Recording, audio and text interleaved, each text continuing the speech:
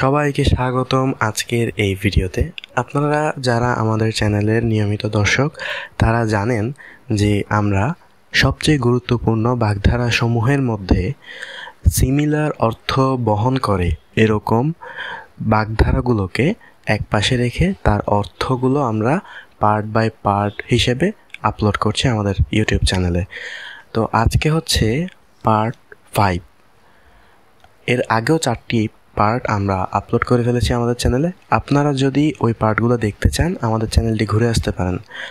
তো আজকে আমরা জানব অপগণ্ড, কুমড়ো কাটা, বট ঠাকুর, গোবর গণেশ, ঠুটো জগন্নাথ এবং ঢেকি অবতার।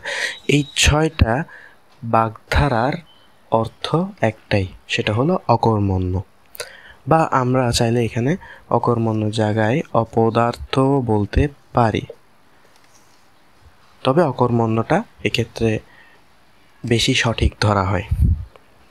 ধন্যবাদ সবাইকে। ভিডিওটি ভালো লাগলে একটি লাইক করবেন আর চ্যানেলটি সাবস্ক্রাইব করে আমাদের পাশে থাকবেন। ধন্যবাদ সবাইকে।